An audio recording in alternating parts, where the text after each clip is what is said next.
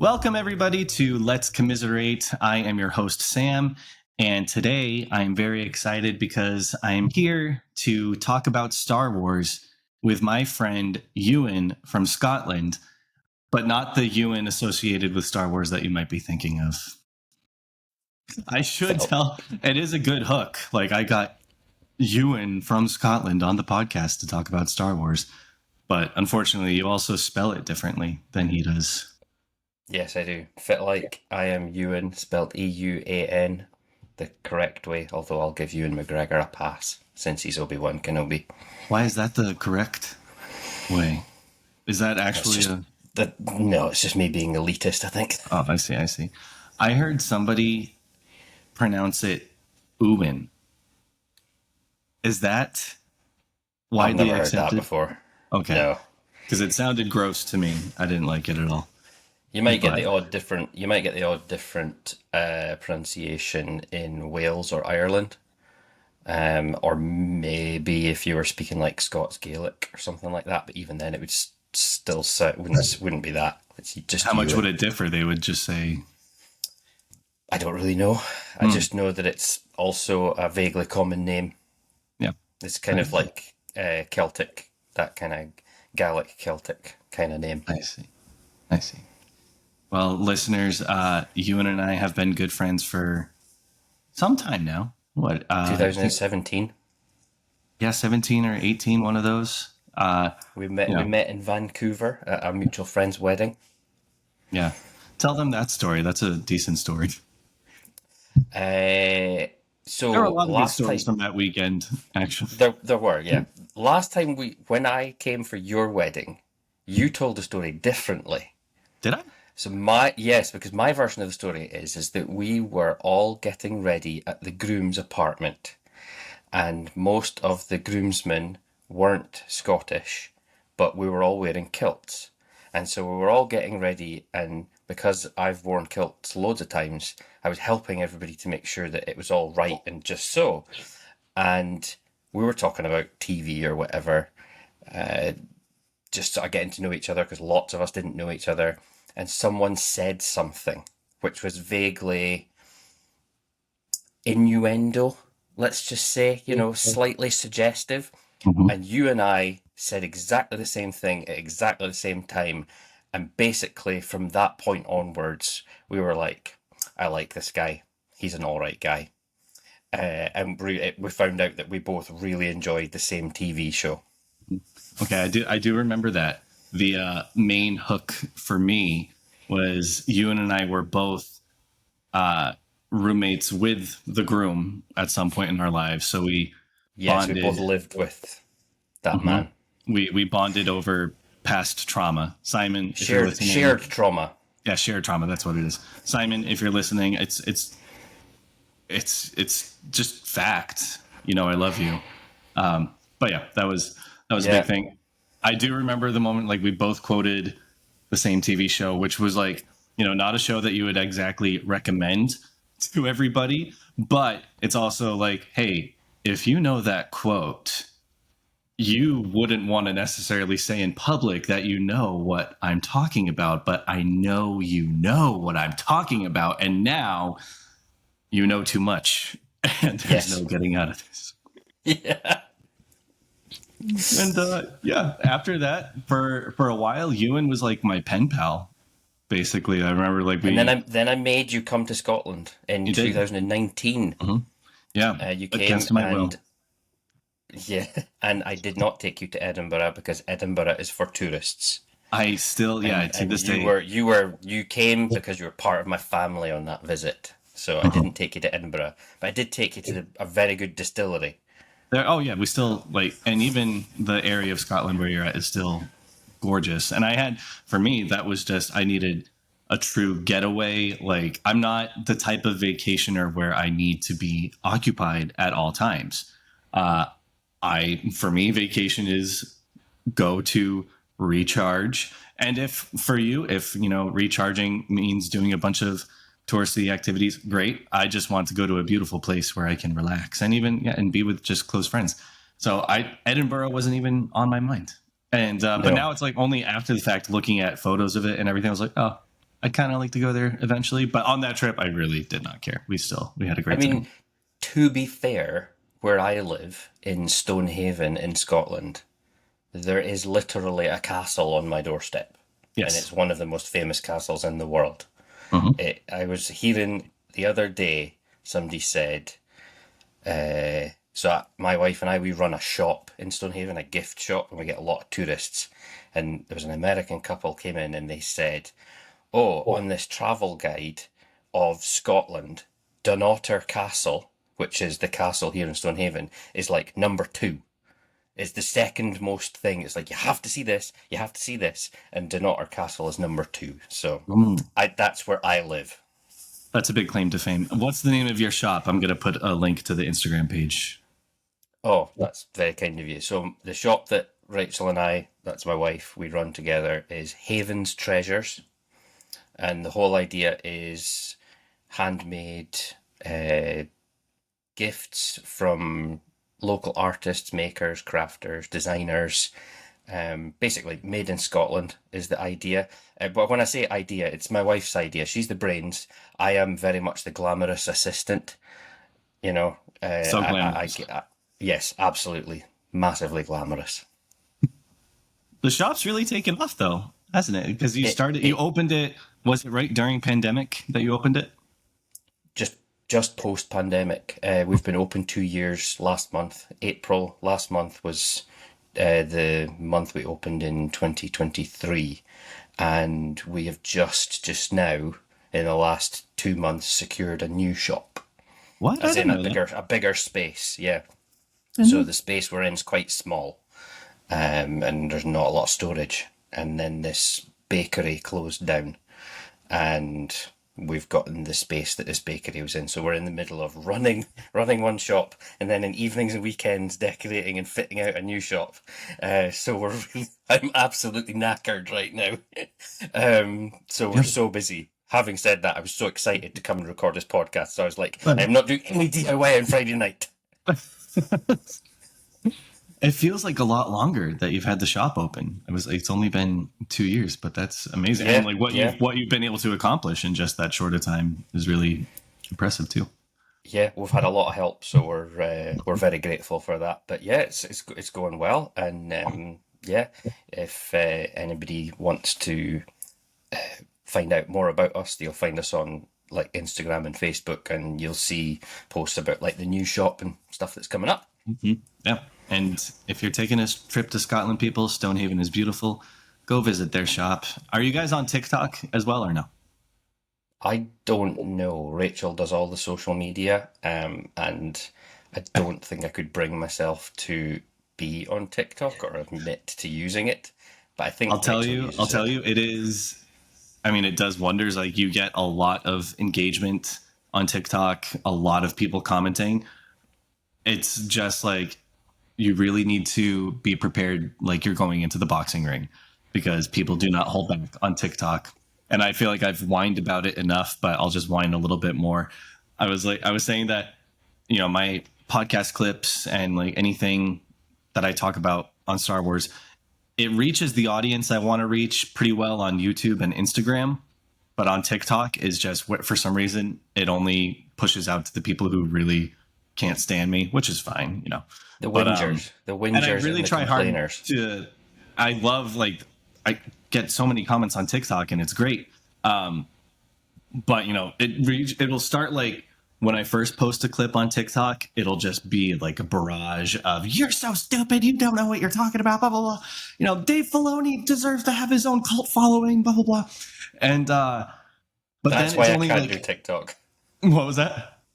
That's why I can't do TikTok. Yeah. But then it's like after the dust settles, it'll be like a couple weeks go by, then supportive comments come in. Then the people who were afraid to agree with me start to make themselves known.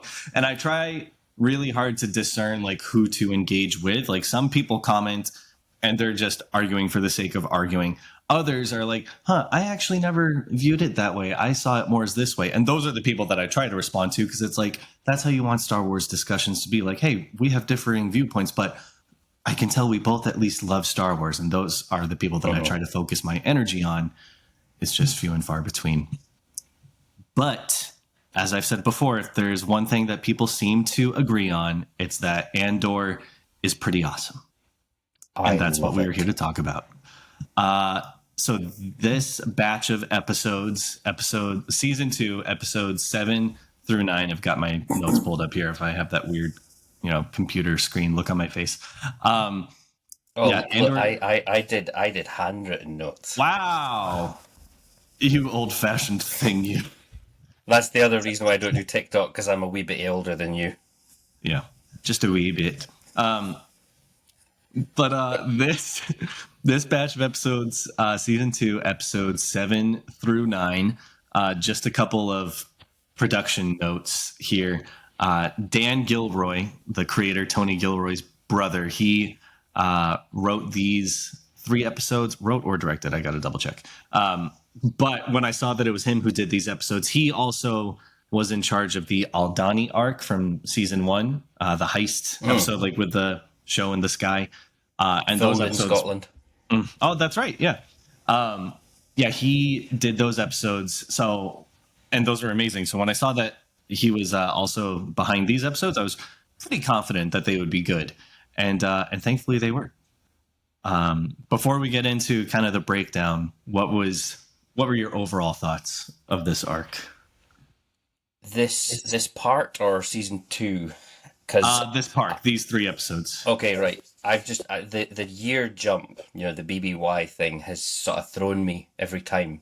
When you're breaking down the episodes like that, it's kind of thrown me. But I think I messaged you after I watched them and said I don't think I could take any notes because it was so tense. Yeah. The whole it was slow build. We start with we've got the actual Yavin base. I was like, ooh, that's really interesting. Mm-hmm. But then you see how things have gotten so bad on Ghorman. And then it just goes from bad to worse. And you're just like, how is this going to end? Mm-hmm. And I mean, we know how it's going to end. If you've watched Rebels and all that, we know all about that. But that's what I really have enjoyed with Andor is, despite the fact that we know all of this, we know what happens to Andor, we know what happens to Mon Mothma, they're just telling such a compelling story. And like I said, I was so tense watching episodes 7, 8 and 9. So tense. I really struggled to take notes. I had to pause it and rewind it and watch it again just so that I could actually have something to write down. Yeah, I realized when it comes to taking notes, I have to just let the rest of the scene play out before I write anything down, because inevitably there's going to be, there's just always going to be more that I could write down. But I remember Samantha has figured out the BBY thing pretty well by now. And when each of these new arcs starts, she's like, oh, it's going to be BBY too, isn't it? I'm so proud. It makes my heart so happy. I learned an interesting thing about the BBY, which ties into what the episode 7, 8, and 9. So they're calling this the Ghorman Massacre. Yes. And I know that you're way more of a Star Wars nerd than I am. I'm sci-fi in general. But I was reading that there was always a Ghorman Massacre, but now they're calling it the Tarkin Massacre, which happened, I think they worked it out, it was 19 BBY, when he landed a transport ship on the troops, and that's what the memorial in the middle of the courtyard is. And I was read about that, and I found it interesting that Tony Gilroy has found a very clever way of making what Disney has previously said is now no longer canon, is now technically canon, because the Tarkin Massacre is in the legend stuff. I was like, I didn't know that. So I found that super interesting how he tied it all in. Really good. The loopholes that he was able to find in this were they didn't feel cheap. They were clearly the result of a lot of work and effort. And I'll get into the Rebels tie-in later, because that was that's a whole other rabbit hole to go down. Yeah, I read about that as well. But it was overall, at the end of watching these 3 episodes, I was just drained. I was just so drained, mentally, because I think typically with these 3-episode arcs, the first 2 episodes of each arc tend to be pretty slow moving. I was talking about it with a friend the other day, how it's like, with the 3-episode arcs, the first 2 tend to be pretty slow. And I think that's where passive fans have tended to be like, no, Andor is so boring. I can't. But then by the time you get to the 3rd episode of the arc, then it's like, whoa, okay, now I understand why I had to watch everything before this, because now it's all coming together, it's being mounted, and now I have to know what happens next. This arc, for me, was different in the sense that the 2nd episode of the arc was really where things went crazy.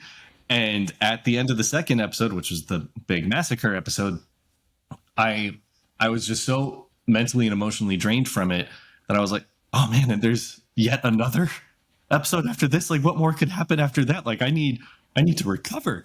And that's what that 3rd episode did. It was kind of like, all right, let's take a bit of a breather, but there's still some more stuff we got to do with Mon Mothma here. And that was moving everything into place. And so I'm sure, obviously, we're going to, because they're trying to cover the 5 years leading up to Rogue One. And so now 4 years have passed. We're going to jump ahead 1 more year before we get to the end here. But yeah, there's a lot to cover.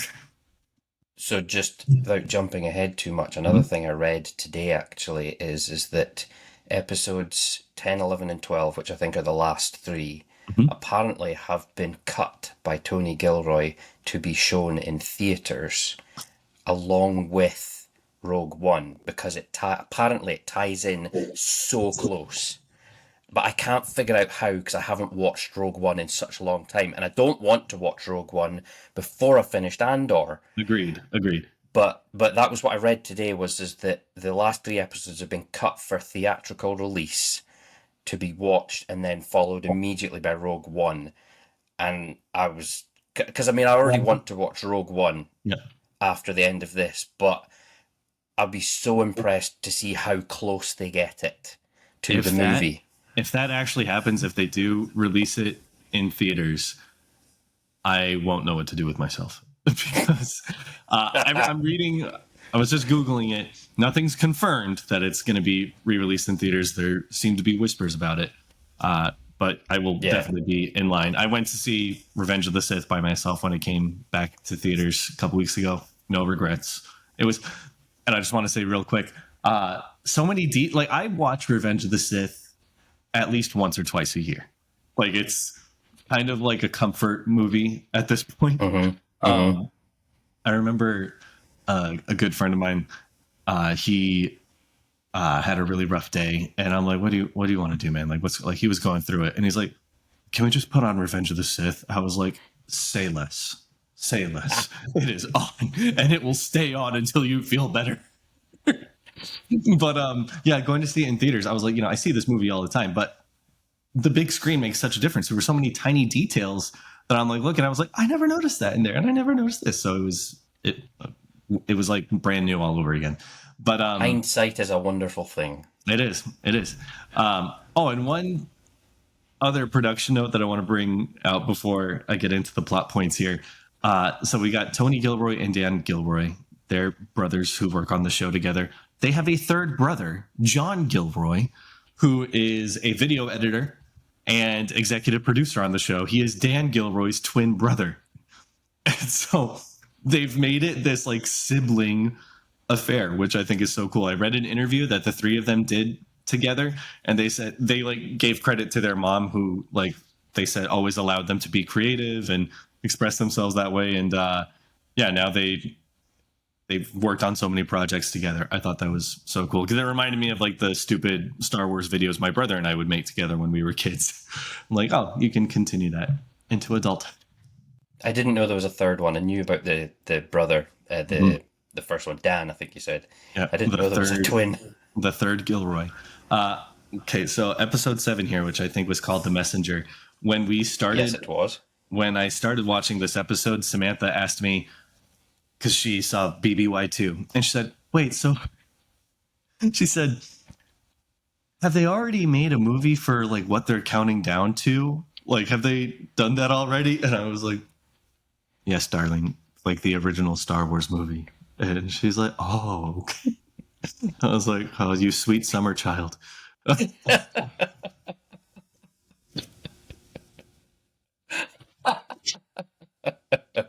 Ah, the innocence, the We laugh, but innocence. like the casual listener is just gonna hear us laugh. Like, oh, she doesn't know what BBY is counting to. Can you believe it? Uh, but anyway, um, we catch up with Cassian and Bix, and I'm not necessarily taking it like scene by scene. I'm just trying to go by like plot points here because there's 3 episodes worth to cover. They are at the base on Yavin 4. And I just want to say this treehouse that they've been living in, I want this treehouse. That is my Oh yeah. paradise home. That's where I want to live. But Wilmon catches up with them. I don't know how long it's been since they saw him, but he tells them that they have located Dedra. And, you know, like she's just been chilling on Ghorman this whole time. This is our chance to get her. And all I could think was like, man, just, Bix, she got to get her revenge on the doctor who tortured her the last episode. And I'm like, just when Bix thinks that she's done being constantly reminded of that time she was tortured, Wilman informs her of Dedra's location in an effort to remind her of that time she was tortured. I was convinced that Bix was going to die before this point. Yeah, me too. I wondered if maybe she was going to OD or something like that. Something really adult. Same. Because as you've covered already, Andor just is adult Star Wars. It's grown-up Star Wars. And so at the start of episode 7, it's like she looks clean, if you know what I mean. Right. She looks like she has gotten herself into a good place. But when Wilman said about Dedra, because there's so much plots within plots throughout the whole thing, as soon as he said it, I was like, Dedra's bait. That is 100% bait. You wouldn't want to touch that with a 10-foot pole. It's just no way. But I get how it's like it's something that wants to draw them back in, because the appearance or or at least the way it appeared to me is that Andor had nothing to do with Luthen up to this point. There'd been like a year where there'd been it looked like he had kind not of in like distanced contact or anything himself. like that. Yeah. He's part of the rebels now. He doesn't want to be part of the spy or anything like that, because in the previous set of episodes, I got the feeling like Luthen wanted Andor to become a spy master, but Andor couldn't see the bigger picture. But Luthen was also spiraling out, so it's like it seems clear that they're apart now. So I understand the wanting to take out Dedra, Right. but I found it a little bit. I struggled to believe that he would go back to Luthen so quick. A bit contrived, maybe. A little bit, but then maybe that time away was enough for him to go, oh, okay, well, maybe. The distance did them some good, maybe. Yeah. I think maybe he viewed it as doing it not so much for Luthen, but more so for Bix, to kind of like wrap up that final loose end, because Dedra, I remember that scene where Dedra was ordering the torture and just openly finding pleasure in it. So I can see why it would kind of be a catalyst for Cassian to go find her. And speaking of Dedra, back on Ghorman, she's being joined by a Commander Kaido, I think, who is like starting to call the shots and move forward with the plans for Ghorman. And this was an interesting scene between her and Syril, because Cyril's not being told the full story. He's picking up on that fact now more than ever. Something is going on, because he's still, acting as a mole for the Ghorman rebels. But this was such a beautifully disturbing moment, because the more questions he asks, the more agitated Dedra is getting. And then she just gives him the most violent kiss I've ever seen in a Star Wars movie. I was like, oh, I don't think that was meant to, like, for the viewer. I don't think that was meant for us to be like, oh. It was more meant for us to be like, oh. Yeah. It was their relationship. It kind of reminds me of, you're a Suits fan, like Lewis and Sheila, like two nerds Yeah. together. And I enjoy relationships like that. But the actress, Denise, I forget her last name, but I remember watching a video interview with her when preparing for this role. She was researching what it means to be a psychopath and be, truly heartless, but she does have something in her heart for Syril, and I wasn't sure what to make of that. And then this scene, that kiss. Yeah. I'd forgotten how she took pleasure from Vix's torture. Mm-hmm. So you saying that now makes her and Cyril's relationship make way more sense. Because all the way through you're like, is it a setup? Do I really believe they're together? And then you have that scene where she's like, we've got an hour, turn the lights off. And I was like, ugh. But yeah, the kiss. But then, without jumping too far ahead, it is clear she definitely developed feelings for Syril. Yeah, in her own twisted way. Yeah. Yeah. But he's just as twisted and messed up as she is. Oh my goodness. He's got such deep-seated, messed up issues, which I'll dissect Mummy issues. Oh yeah, I think I've probably said it in a past episode, but kind of like a Lucille and Buster Bluth dynamic, but much darker. I was Mallory getting and Sterling. That's as much as I can say. See, I was getting Psycho vibes. That too. Yes, Norman there's Bates. a lot of Norman Bates. Yeah, because he grabs her by the throat. It's like really. I was like, wow, I didn't see that coming. And when he did that, I could imagine if he hadn't met Dedra, he would fully have just offed his mother. Because his mum's awful. His mum is just an awful person. Oh yeah. So yeah, Norman Bates. He's like space Norman Bates. I agree. Yeah, definitely Norman Bates vibes. Yeah, and so we do see the Ghorman rebels again. I wasn't sure if we would, but we do. And back on Coruscant, things are really starting to come to a head for Mon Mothma. I loved this scene actually where the senator from Ghorman, he actually commends her and says, "Hey, you've done a lot of good, and it's done so much for us." And you could see on her face, I think this was the first time anyone has told her that she's done some good. You can tell she's feeling that. It's like, wow, someone actually agrees with me. But things are really starting to come to a head there. Yeah, I felt sorry for Mon Mothma throughout most of it. It's so hard. It was actually really hard to watch. Apart from the rave scene in like the third episode, that was a really cool scene. Mm-hmm. But just watching her heart break, basically, it's really tough to watch. Right. And it's I did find one interesting thing. We don't see her husband or daughter at all in this batch of episodes.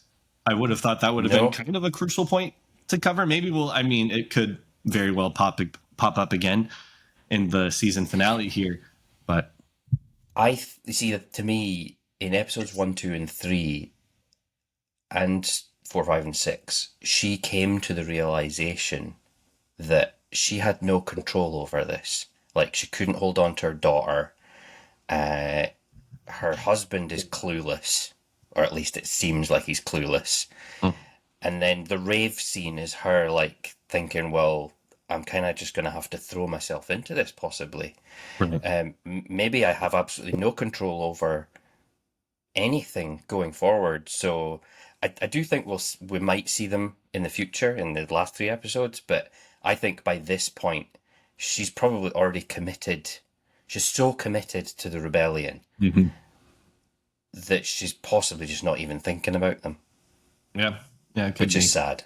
It is. Yeah. She's definitely cutting a lot of ties there. In the meantime, Cassian is recovering from a blaster wound, and Bix takes him to see a force healer on Yavin, and he is just not having it. There's I think he mentioned Marva was really opposed to things like that. I am not entirely sure what people's overall take of the Jedi was at this point in time. I think it was still negative, like they were still being viewed as responsible for, trying to overthrow the Emperor. But she takes him to see a force healer. He is livid, which I'm not really sure like why he in particular has that kind of animosity toward that concept. I wrote down, I forgot how much of a jerk Cassian can be. But the Force healer does heal him nonetheless, and she does tell him something crucial, like it's your future that you will be a leader here, and he doesn't like that. And he runs off, and she's trying to explain it a little more to Bix. I did like Bix's line here because the Force healer said, "How long have you known him?" She said, "I don't remember not knowing him." And I think that's when kind of the seed was planted for Bix. Like, wait, am I possibly not where I'm supposed to be right now? But this Force healer, it was just interesting. There wasn't too much to find researching about this. I mean, it's a new thing, really, isn't it? But the Force heal thing came with the most recent trilogy. Rise of Skywalker, yeah. Yeah, the Rise of Skywalker is when we learned about Force healing. Uh-huh. I was surprised they included it because I don't recall there being any mention of anything even remotely Force related in any of season 1. No, they made a major point to not include anything. No lightsabers, no Jedi, no Force. That was a big thing. Yeah. This is the only mention of it. But I don't know. See, again, I can't remember how much the Force potentially comes into it in Rogue One, other than the blind guy who thinks he's a Jedi. He's my favorite character in that movie, I will say. I also haven't seen Rogue One, and it's been a few years. I saw it in theaters, and then I think I only watched it once, maybe twice after that. But like you, I'm waiting to watch it again until the end of this series. Yeah. But yeah, we back on Yavin 2. Vel shares a scene with Bix. I wrote, a surprise to be sure, but a welcome one. But she is trying to, you got to talk to Cassian. Like whether he likes it or not, he's part of this. And it seems that Luthen is kind of losing his grip of things that are happening. Like Vel says, like, we don't need him anymore. I was like, man, what happened in this past year that I missed? But it was interesting. Luthen, like I said, Luthen was spiraling at the end of the last section of episodes. I'd be interested to see how his story concludes in the next lot. But there's not really much to say about him in this 3. No, there's only like a couple key plot points with him here. But Cassian, he goes back to Ghorman with Wilman. He meets the same hotel footman that he did last time he was there, and the footman took me a second to realize that. Yeah, the footman like basically was like, "Oh yeah, I definitely remember who you are, but I got you." And now let's just get to episode 8, because this is where everything just went down.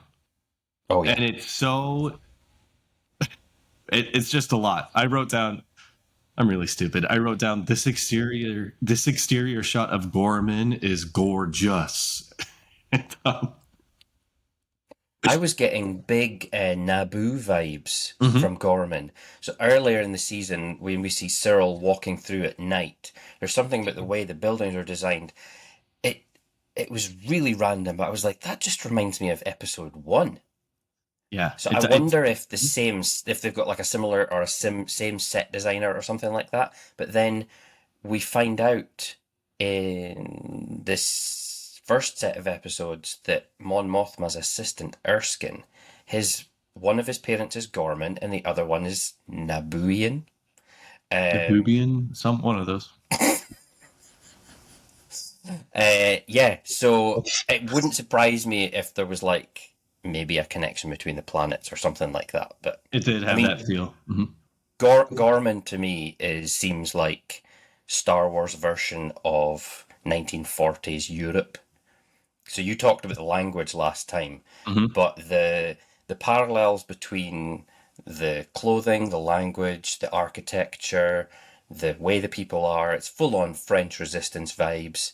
And then in this episode, you've got those troops who are effectively cannon fodder. But they're leaning heavily into the SS vibes for the parallels between 30s and 40s Europe and what the Empire is. Like you could have in the past said, "Oh, it's a subtle reference." Not anymore. It's No, really like it's very, very on the I'm not nose. really trying to hide it. The Empire are the worst kind of bad guys there is in the whole galaxy. But you know what? I apparently there are a group of commenters somewhere on the internet saying the Empire did nothing wrong, actually, when you think about it. And if you still feel that way after watching this batch of episodes, you might need some mental help. Ugh. But in Uh, I was watching the behind the scenes featurette for this, actually the last set of episodes. I didn't get to mention it, but this main plaza of Ghorman was actually all one big set, including the shops and everything. And so anytime they were wow. filming a scene in one of the shots, in one of the shops, they would just actually go over there.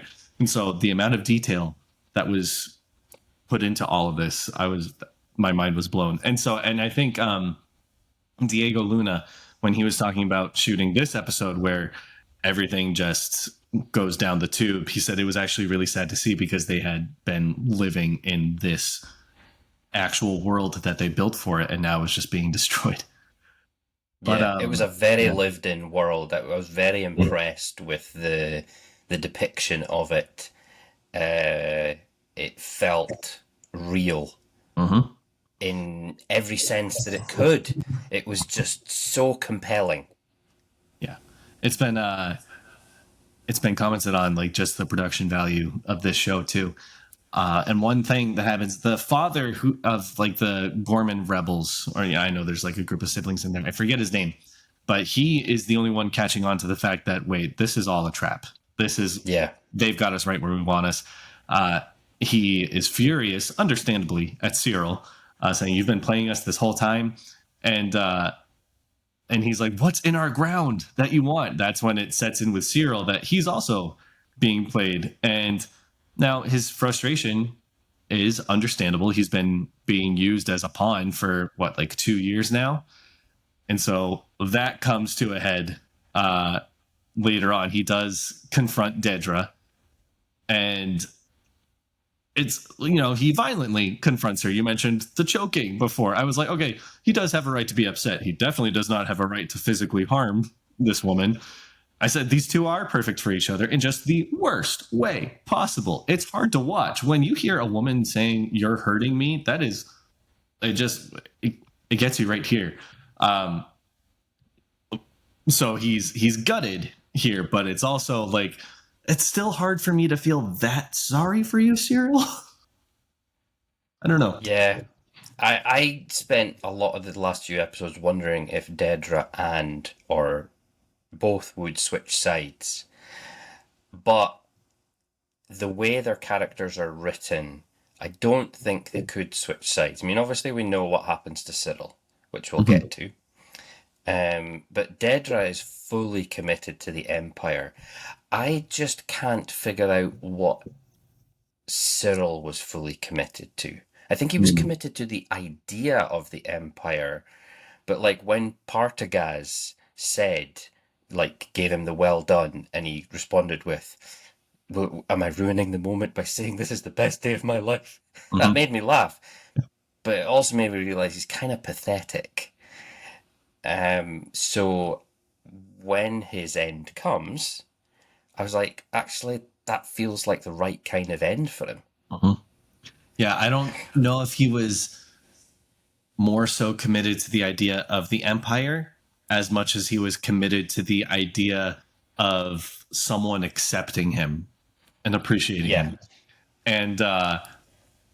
And when you look at what he grew up with his mom, you could tell he never got that, and all he wanted was to please someone. And if the empire fit in with his ideals and he got affirmation from the empire and the leaders themselves, that was all he needed. But then to realize the thing that he had been trying so hard to please in his mind was actually using him the whole time, yeah, I could get how that would kind of unravel a person. But it yeah, starts off completely. this what turns into a massacre starts off as a fairly peaceful protest. Oh, I do want to say earlier, the hotel footman that Cassian meets does tell Cassian rebellions are built on hope. I do remember that's one line I do remember from Rogue One. I was like, oh, he said the thing. But the protest, it gradually becomes more intense, and it was starting to feel too real, too true to life at that moment. And boy, if I had known that was not the end of it. um, but this was where it started to become like, this is not one of those hours where TV allows you to escape reality. It is starting to mimic real life a little bit. They've got like even the Imperial officers that they have in there, they are untrained newbies. It becomes a false flag operation. It starts like they're ordered to gun down one of their own and blame it on the people of Ghorman for shooting first. And this is where the moment the people realize that they are trapped inside the plaza, that was a feeling of complete terror. And I was not having a great time watching this. It felt too real. Like I mentioned, the early 1900s parallels, because I'm a massive history nerd. But the modern day parallels were like all the way through the way the the media manipulation of the public image of the Gormans it's absolutely awful. You can It's see how really hard to listen to, and you're listening to it thinking, this could be something from today. Mm-hmm. The way propaganda is used here, Yeah, it's like it's too real. And also it's very similar to how the Jedi were framed for the downfall of the Republic, Order 66. But even like you were saying, true to life. For me, the whole sequence, it's pure tragedy to watch. For me, it just went on way too long. And I don't want to be a prude, I don't want to be, I don't want my children watching this, I get it. I 100% get it. I get why we need to see the tragedy. And I get why, some things really do need to be true to life. For me, it's like, it's not like I want to watch scenes of war and terrorism if I've experienced them and be like, oh my god, it's so relatable. Yeah, no, it just turns into a bloodbath. It goes on so long. It's definitely the most violent thing to ever come out of Star Wars. I don't know. Am I being uptight here? no, because they brought out the KX droid to basically ragdoll everybody. So as horrible as it is, I knew that was coming, because in the the video games, the Jedi Survivor games, that's about Cal Kestis. So I've played both of those, and in the first one you're learning to be a Jedi, and in the second one you've kind of you've got all the powers. But one thing that's similar over both of those games is the KX droids are enemies. They are an enemy type in that game, along with lots of other characters and creatures from Star Wars. But those KX droids are the stuff of nightmares in the game. They kill you so fast, like unbelievably quick, and they literally beat you to death. And that's depicting a Jedi who has the Force powers and the lightsaber and everything. And while that's great fun in the game, the way it was, I wrote down it's basically KX murder droids. Yeah, because that's all it was. They said release them. They didn't even say release the hounds or release the droids, or it was just release them or and send them in or something like that. Yeah, the way they, as you were saying, ragdolling people in any other piece of Star Wars media or any other film for that matter, that would be played for humor. I think of the Hulk throwing Loki around in the first Avengers movie. That's played for humor. Here, yeah, it is anything but. It is pure terror. They do play it for humor in Rogue One, because you mentioned your favorite character. K2SO is my favorite Rogue One character. He's up there too. He is up there too. Mostly because of Alan Tudyk. Love that guy. But they do play K2SO in Rogue One for humour. Yeah. And his so invulnerability in that is very much, uh for humour, but absolutely not in this episode. Yeah. Watching it, yeah, it is upsetting to watch. It made me, it reminded me, this was such a random memory, but did you ever see that movie Vantage Point? I think it was like 2009. Dennis Quaid is in it. It's showing like the viewpoint of like the assassination of the president or the attempted assassination. Yes. And then they like go from everybody's vantage points. And it wasn't a great movie by any means, but I remember we were watching it as a family with my little nephew, who I think at the time was like 4 or 5 years old. And it's the initial scene where like gunshots are fired, crowd goes into chaos. My nephew starts bawling his eyes out because he was just upset at like, the sadness and the terror of it. I was like, oh yeah, like this is upsetting for children. And like normally you think of like, at least like boys watching too, like, yeah, explosions, this and this and this. But yeah, no, but I was like, oh yeah. Now we are cynical, jaded adults. Sadly. Yeah, fortunately. And so Syril is in the midst of all this after he's told Dedra, peace out. She's starting to worry. She's like, wait, Cyril's down there. And you can see his whole world is just falling apart around him, inside and outside. And you start to think, like, for me at least, I was thinking, what is Syril going to do? Is he going to defect? Is he going to try fighting back? I don't know, like, if I believe that. And then he finds the one person he can take his anger out on, Cassian. And my goodness, it is the most rage-fueled fist fight I've seen in a while. Syril has some fight in him. At first I was like, I don't believe this. Like he's a wimp. Why is he fighting? And then I remembered he was like the corporate policeman in season 1, so he probably has a little bit of training. But then I wasn't accounting for the rage. Yeah, he absolutely was wailing on Andor. And winning. It was in my head while watching it play out. I even wondered, does Cassian remember who this guy is? They did meet once very briefly in season 1 on Ferrix, but that was it. It was a very, very brief encounter. But oh my goodness, it ends with the most hilarious, most insulting, most tragic thing Cassian could have said to Syril in that moment, considering Syril has built his entire identity on hating Cassian for the past 4 years of his life. And then he finally comes face to face with him, points a blaster at him, and Cassian says, "Who are you?"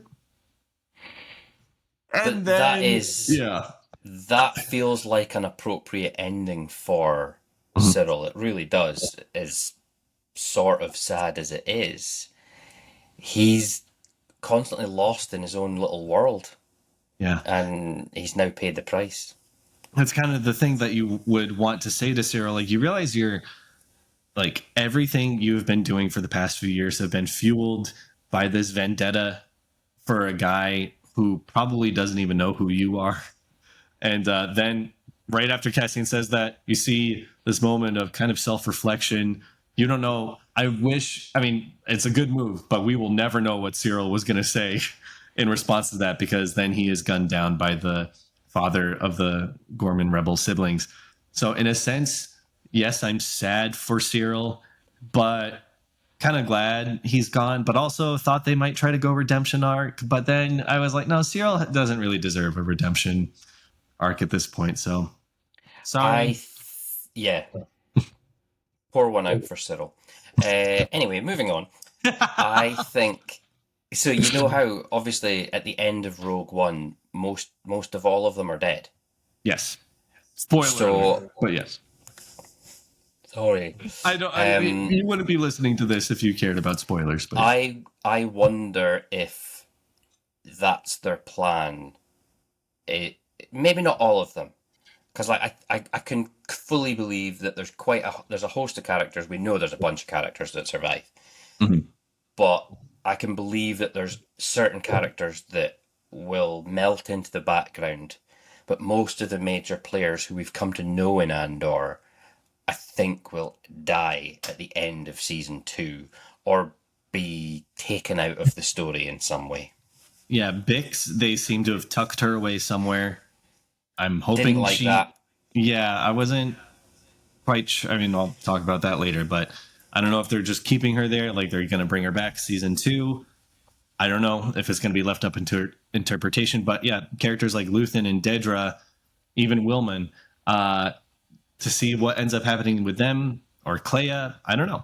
But I'd say at the end of it, so they do salvage, that KX droid, and they're flying away. I have to admit, I teared up along with Cassian at the end of this, just because, like, while watching it, I was just in shock. And then when it's over and the dust settles, it does get to you. Yeah. And I want to say here, it does also end with Dedra having some sort of panic attack, anxiety attack at the end. And while it's well performed, and I want to clarify, like, panic attacks, I've had panic attacks. They're horrible, okay? I feel zero sympathy for this character. Absolutely zero sympathy. I don't Because think you we're have meant made to. decisions along the way that have let you could have stopped at any time. Yeah. I don't think we're meant to. Yeah. I tried to feel something, but like it was well acted. But the thing is, like, again, the whole media thing, like post the massacre, the media spin is appalling, is absolutely appalling. Because we know what's going on, and yet everybody's just like, "Oh, these horrible Gormans." Yeah. It's just awful. But It's again, hard not to feel emotionally invested there because yeah, it's working out the way the Empire wanted it. They wanted it to be framed as sympathetic to the Empire. Syril's mom, we do get a shot of her seeing the news, and that bugged me. mm, That bugged me because I can believe a mother's love, but she was so messed up. I felt myself inside being like, no, no, no, no, you don't get to cry. You don't get to cry. You were put in your place by Dedra.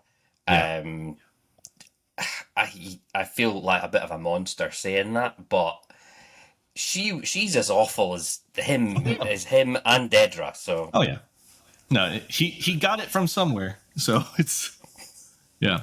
But yeah, it definitely, moves us into the final episode of the arc, and we talked about how the way propaganda is being utilized here is just it's horrible, but also very true to life. hmm And I think I loved that this was the catalyst for Mon Mothma saying, no, it's time. Like, got to get out. I was like, yeah, girl, get it. Get it. Um, Bail Organa, who I think I talked about his recasting in the previous episode. And again, I was reading about it. Tony Gilroy said, yes, we couldn't get Jimmy Smith due to scheduling issues. I wanted to have him make a quick appearance in that last batch of episodes just so people could get it out of their systems that they were mad about it. Okay, you done? All right, now can we just get to what his characters do? But Bail Organa, he tells Mon Mothma, I can't go with you. I also thought Bail might make. I really thought Bail was going to make some mention of Leia here because Leia is probably, I don't know, I want to say about like 15, 16 years old at this point. okay. But like, I thought he would like make some mention, hey, I have a daughter. You know, I've got some skin in the game here. But I don't know. That was the one thing that I was kind of expecting, but no. I couldn't remember the setup for the character of Bail Organa in Rogue One, and then going into the original Star Wars films. Sorry, the dog is wanting. I have the dog coming to say hello. Show the dog. That's amazing. Say hello, What's the dog's name again? Remind me. Link. Link. I haven't Hello. met Link I in see you. person. Yes, I know. I Um, know. I know. Okay, right. Calm down.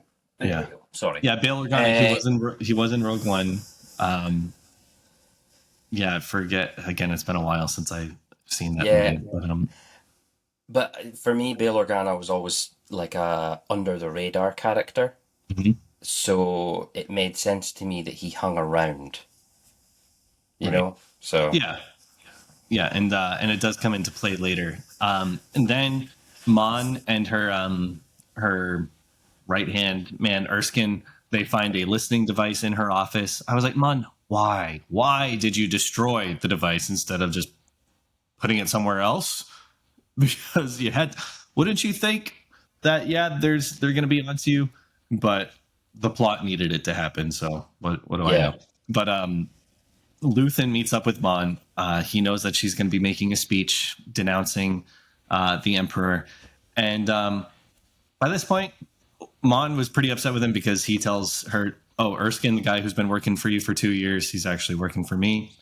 And he said, Bale's team is corrupt. And at this point, I was like, I'm kind of over Luthen too. I would be tired of,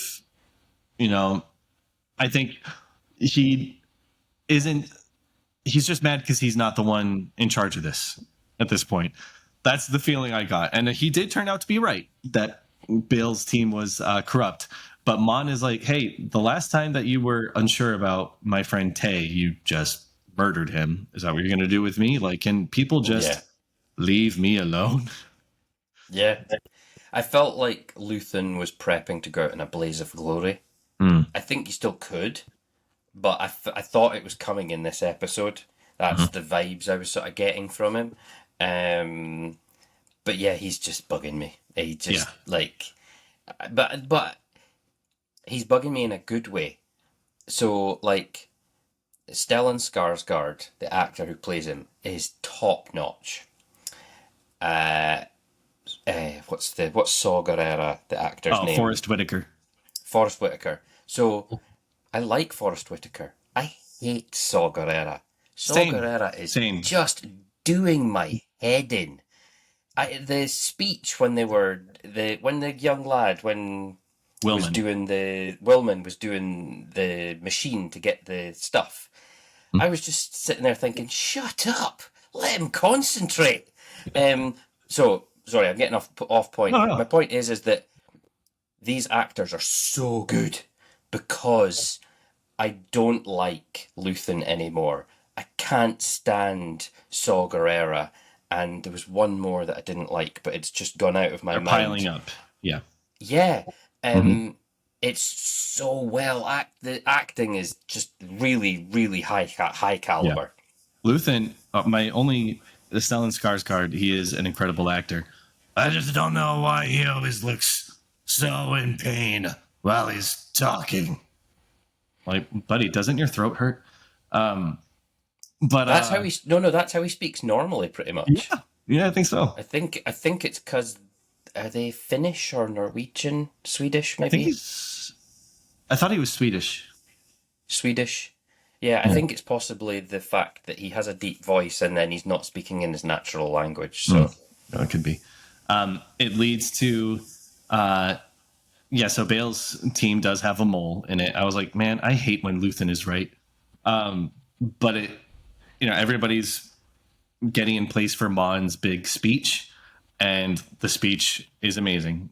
This show knows how to write powerful speeches. I think of Marv's, funeral speech, and there's more that aren't coming to mind. I know they've been there, but this was great. And I did have to think about the Rebels tie-in here. I do remember this Rebels episode. Like, it starts with showing like a hologram of Mon giving a speech denouncing the Emperor, but it's not the exact same speech. She gives this speech. Then at the end of this episode, they tell her, no, we're going to get you so that you can give another speech more publicly. And that's the speech that we see in the beginning of Rebels, season 3, episode 18, Secret Cargo. And yesterday, I went and immediately watched that episode. And it was cool. It was just cool getting to see like kind of the part 2, because they even have Erskine in that episode with her. And the way they were able to tie in this other piece of media, and that's what Tony Gilroy was saying, like, okay, no, we're not going to have it be the same speech, because he said we don't want to just copy that speech, because I think they also didn't like how it was particularly written either. They wanted to do their own thing, but still make sure everything was connected, which was amazing. Yeah, it was brilliant. I had to go and look up the Rebels. So unlike you, I hadn't watched Rebels. On your advice, I watched it last year, Mhm. binged it all, and loved it. I really, really enjoyed it. And I did remember about her being in it, but I had to go and read the plot synopsis of that, and then read more to understand the significance of her speech in Andor. And because some people were immediately calling out plot hole, but As they do. Yeah. uh, Tony Gilroy was very quick in saying, no, no, no, we take her to the safe house. Andor gets her out. She goes to the safe house. Then they set up the Gold Squadron, Huh. which I thought was really good. But another thing that was interesting was their, what was it? The escape or no? No, it was something to do with the hologram speech. Mhm. So there's some things that we've only seen in cartoon form, and so this the what someone has postulated that maybe we might get to see that speech in live action. The Gold Squadron speech, might we get to see that in live action? So we've seen one half of the Gold Squadron speech in cartoon. Might we get to see Mon then make that speech in live action in episodes 10 through 12. 10 through 12? But then if it's going to be a year on, it probably wouldn't. That's why I don't think we will. But No, if we you're do, right, great. yeah. But it was, I have to say too. So then Mon finally meets Cassian in person. These two characters finally get to meet. Uh, and the way she is acting while they are escaping, it was just funny to me, like mad entertaining, because I've discussed this before, how everybody in the rebellion thus far, they've been, they've had their respective jobs. Some are out there doing the dirty work on the front lines. Others, like Mon and Luthen, are behind the scenes doing the underhanded negotiating work. And now she's forced to join the front lines. She's seeing Cassian gun people down in cold blood, and her reactions are amazing. She's like, okay, but I'm doing this. And I loved it because it's even discussed in that Rebels episode. She's talking to Hera about it when they're aboard the Ghost, and Hera tells her, yeah, it's definitely different being out here on the front lines. Unlike the Senate, where you're just outnumbered on opinions, on the front lines, you're outgunned. And Mon's kind of taking it all in. She's taking it all in. She says, yeah, it's a new experience being on the run, but this is what it takes. So I thought her reactions and like that whole escape sequence, she leaves her Senate robe behind, which was a very powerful statement. And that's why in the Rebels hologram speech, she's not wearing the Senate robe either. Just those little things make a difference. Yeah. That scene, the way that scene ended when they met up with the driver, there, I don't know if it was intentional, but throughout this season, I feel like there's quite a lot of morons. So the pirates in the first few episodes, I spent those episodes going, wow, these guys are idiots. Mm-hmm. And then I thought that about someone else in the next set of episodes. And then we know the driver's an ISB plant. We know that, but we don't really know anything about him. But from the minute he gets lines, I'm like, oh, this guy's gonna die. He is a moron. He Mm-hmm. is absolutely. He's got two brain cells fighting for third place. Yeah. And so it was no surprise to me when the way Cassian took him out. Oh yeah. I was just like, oh yeah, that's definitely how that's going down. Mon is just terrified, but at the same time, she's like, okay, let's go. And you had mentioned to me, like, even though they both make it out alive, it's still stressful to watch. The tension is impeccably mounted here. But I have to say, the running theme of this season seems to be Cassian flying away, looking sad and about to cry. We see this shot like 3 or 4 or 5 times this season. I don't know if it was intentional or lazy, but I wonder if that has something to do with the character development, because remember in Rogue One, he's fully committed. In Rogue One, he's fully committed as far as I can remember. But I wrote down that I reckon Luthen knew what was coming on Ghorman and wanted Andor to be there to galvanize him for the coming fight. And then again, obviously we know that Bix sort of leaves, but I was convinced she was going to die. And I wrote down that, well, Bix getting killed will be another thing that galvanizes him to fight, to want to spearhead the rebellion or whatever. But what you're saying about him like flying away looking sad, I think that is just him resigning himself to knowing that he just has to be part of this fight. Yeah.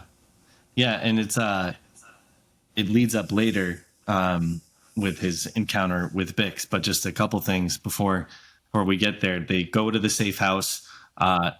Clea even says, "You look exhausted." I said, "Is this the first time that character has shown compassion of any kind?" Man, you know it's getting bad at this point.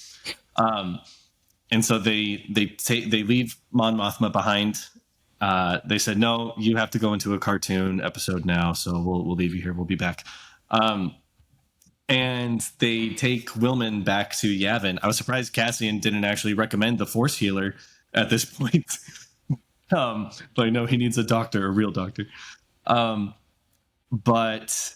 they end up writing Bix off of the show, and I'm still not sure what to make of it.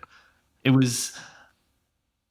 still coming to terms with it. I thought it was a weird way to write her off the show. She leaves a video message for Cassian and says she now really believes in the cause. And I understand on one hand, he had been saying to her the night before, like, no, we can just go off. We can live in peace. I think in her mind, she's thinking, well, we can't live in peace until this battle is won. And I'm standing in your way. So I'm just going to go off somewhere and not do anything. But call me when this is done. I think we'll see her again. Mm-hmm. I think, depending on how close they get it to Rogue One, with those last 3 episodes, I think, based on how good Andor has been, the way Bix left in that episode, I cannot believe that's the end of her story in this series. There has to be something where he gets to say goodbye or something. It was so Some unsatisfying. type of It didn't feel believable at all to me anyway. Yeah. And on one hand, though, it does explain why by the time we get to Rogue One, he is such a jaded character, because he really did want out. But now he's in a place where he's literally just been left stuck with the rebellion. And that's all he has to pour his energy into. Now, that's the only way that he could potentially get Bix back. But it does explain a little bit of his bitterness in Rogue One. That's all I really remember about him from Rogue One. I was like, this guy has a rebellion-sized chip on his shoulder, and it's annoying. But this does help fill in some of those blanks. But one door closes, another opens, because we are then at the very end introduced to your favorite character, K2SO. Yeah, K2SO. I knew it was coming. Mm-hmm. I was only just a little bit disappointed that it's going to be like the last 3 episodes. But I suppose 3 episodes is enough. I can console myself with Alan Tujic's glorious voice acting. It's the perfect like dry humor delivery. I think my favorite moment with K2SO in Rogue One, when he says, "I'll go with you, Jin. Cassian said I had to." It's the childlike. I think maybe we'll get to see the establishment of that relationship, because there's almost like a childlike. K2SO knows he's this invulnerable robot. Yeah. But there's a childlike way he behaves, and Cassian scolds him a couple of times, I seem to recall. I look forward to that. Somebody on TikTok, they commented, they do find it a little strange that we haven't had any mention of Darth Vader in this series at all, because Rebels is happening parallel or congruently to this series where Darth Vader is a major player there. But somebody said, well, I think he's more fixated on Force users like Kanan and dealing with them. One thing for me, I thought that Palpatine would make an appearance, at least in this episode where Mon Mothma is giving that big speech, because he does sit in on a lot of Senate meetings, doesn't he? I would have thought she would be saying this to his face. Yeah, 100%. In the build up to the speech, I wrote it down as well. I was so disappointed. I was like, are we going to get a Sheev appearance? Will we just get to see his chin under the I would have cloak? even taken a stand-in. You didn't need to get Ian McGregor for it. But he could have just been in the shadows. Mm-hmm. That would have been enough. Like, what was the name of that rubbish show, the Star Wars show about the girl that nobody liked. Acolyte. Where they show Plagueis. Darth Plagueis. Yes. If it had been that, I'd have been like, yes, that's something. Yes, she's Palpatine, because he's so gloriously evil. And they make such a big deal of Mon Mothma is going to tell off the Emperor. She is going to denounce the Emperor, who will be watching this from home on Zoom. Yeah. And I've talked before about, throwaway or pointless cameos on some of these shows.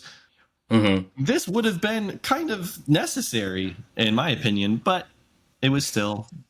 Does everyone know, at that point in Star Wars history, does everyone know that Palpatine is Darth Sidious? No. Okay, because I was going to say, if he was there in person, it would have been too easy for him to force lightning her. Right. Just zap and I don't like her. Mm-hmm. Go away. But he's still keeping it under wraps. I'm pretty sure. I'm sure some commentator is going to scream at me about it, but I'm pretty sure because it's me that doesn't know. Yeah, but we'll see. I'm very excited for the final batch of episodes. It has been such a fun ride on this show. Originally, it was supposed to be 5 seasons because it's 5 years before Rogue One, so 1 year per season. So now we're getting this truncated, format, but it has still been so good to watch. But yeah, this the Massacre episode, it was a lot. My brother, he's watching it right now. He texted me before we started recording. He said, "Wow, Andor is really depressing." Oh, it's the oppression of the Empire, man. I don't know what to tell you. Is he watching it with his wife? I don't. She probably is watching it with him. Yeah. I could imagine her watching it between her fingers. Yeah, Brie would. It's hard to watch. So another thing I read recently, but today, apparently there was an extra episode planned that was a horror episode. I know, but so the budget for Andor's massive. Mm-hmm. We know that. But they decided not to finish this episode and it not to be part of it. But it was going to be a horror episode based on a big transport ship where K2SO is trying to kill everyone. But that's all I read. It didn't have any more details than that. But there was a planned episode that was horror based, and it was like K2SO is stalking this ship, trying to kill everyone, and it's super scary. And I was like, ooh, interesting. Well, now having seen this, you know that they probably could have pulled it off really well. Yes, but having said that, they would have given everybody a coronary after watching the Ghorman Massacre and then having to sit on the edge of your seat waiting for Mon Mothma to survive and get out of the Senate. I don't think you could have. I don't think any of us could have survived a horror episode. Yeah, I don't know. Maybe in the future they'll release it as a bonus scene or something, or a bonus, fan-made thing. Anyway, Euan, thank you so much for joining me. This has been fun. I'll definitely have to have you back for something. I appreciate it. It has been something to very much for me to look forward to. I really enjoy listening to podcasts, and I enjoy listening to you and Dave. And thank you, Dave, for going away and getting married so that I could have this opportunity to sit and chat Star Wars with my good Thank you for friend. paving the way, Dave. Yeah. But Alrighty. yes, if you need me to come back, I will happily come back and chat movies, Absolutely. TV, science fiction. Thanks, Yeah. Sam. Thank you. And everyone else, I'll see you next time as we wrap up Andor on the next episode of Let's Commiserate.